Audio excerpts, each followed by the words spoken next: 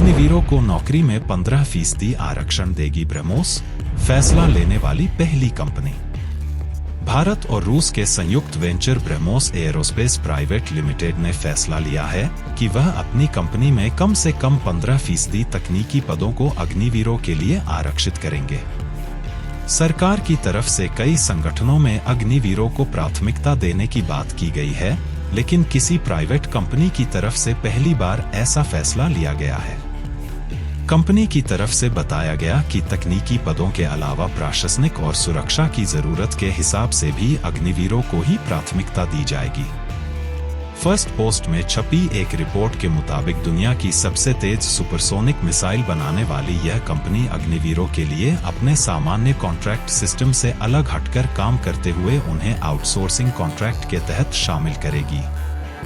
इसके साथ साथ कंपनी अपने व्यापार से जुड़े बाकी सहयोगी संगठनों को भी अग्निवीरों को अपने यहाँ काम पर रखने के लिए प्रोत्साहित कर रही है।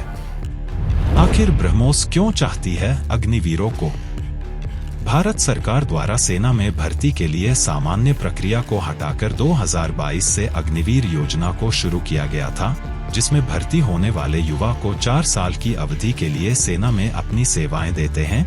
इस दौरान वह सैन्य रणनीतियों के अलावा तकनीकी दक्षता भी प्राप्त करते हैं।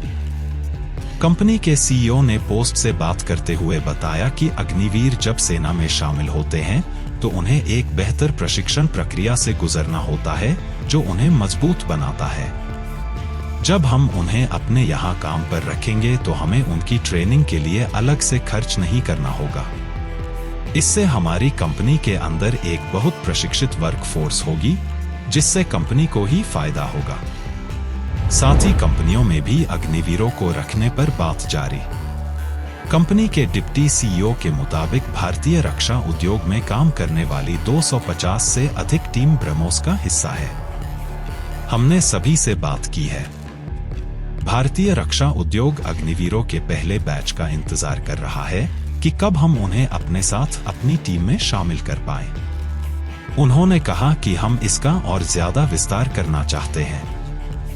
हमने अपने सभी विक्रेताओं से भी अनुरोध कर रहे हैं और इसके साथ ही हम अपने साथी संगठनों से भी बात कर रहे हैं। हम चाहते हैं कि सभी अपने संगठनों में कम से कम 15% नौकरियां अग्निवीरों के लिए आरक्षित रखें।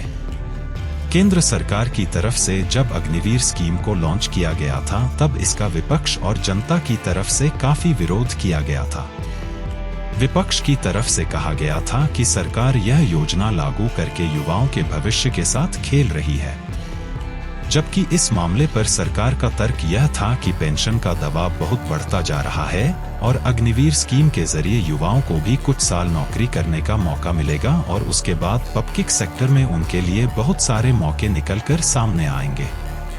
लगातार विरोध प्रदर्शन के बाद सरकार ने कुछ सैन्य संगठनों में अग्निवीरों के लिए आरक्षण की पेशकश की, जिसमें गृह मंत्रालय के अंतर्गत आने वाले सीएपीएफ में 10%, हरियाणा सरकार ने कुछ सरकारी नौकरियों में 10% आरक्षण की पेशकश की।